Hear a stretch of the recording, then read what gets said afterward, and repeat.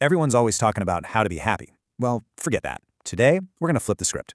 This is your masterclass in how to be miserable. Let's dive right in. So let me ask you something. Are you, right now, actively trying to be happy?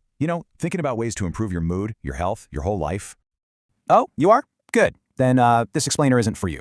You can probably just click away now. See, today we're not talking to the happiness seekers. No, we're talking to the people who are, maybe without even realizing it, aiming for the exact opposite. That's right. Think of this as your guide for sailing the great, stormy sea of sadness. And hey, let's be honest, it's way easier to get there than to find happiness. I've got 7 tactics that will get you started on just the right dark currents. All right, first things first, we're dropping the physical anchors. We got to make sure we don't accidentally drift into, sunnier waters. And it all starts with your body. So, tactic number 1. This one is honestly maybe the most effective, and it's so simple.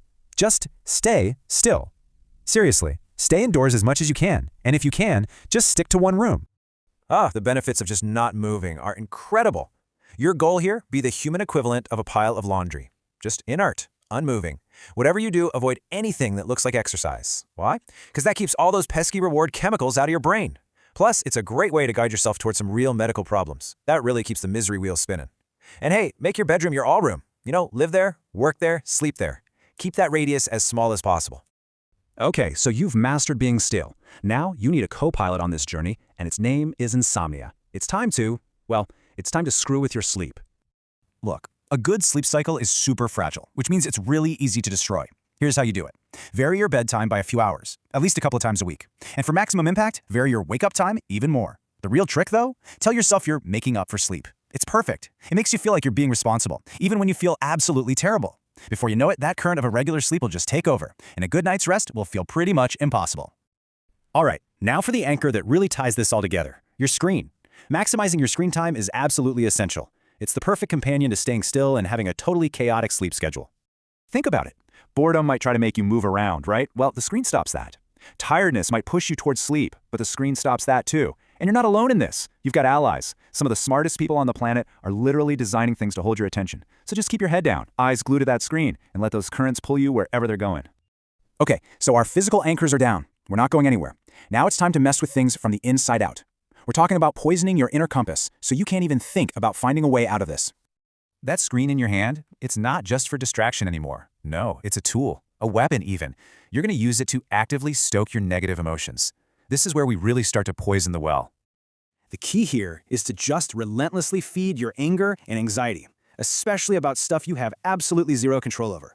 You want to be super well informed, but do absolutely nothing about it. This is how you take things you actually care about and turn them into sources of misery. Just focus on the bad stuff.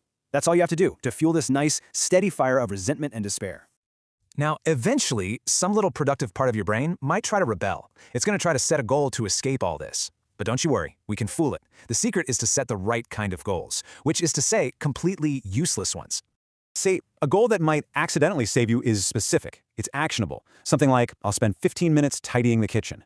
Avoid that at all costs. Instead, you want to go for vague, impossible goals. Something like, I will clean the entire house today. It's a guaranteed failure, and it turns that productive part of your brain into this little nagging voice that just berates you all day for not succeeding. Perfect. All right, we're getting to the really good stuff now. The final mirage. These last few tactics are, well, they're the most insidious. They make sure that even if you try to escape, you're just going to end up sailing deeper into the fog.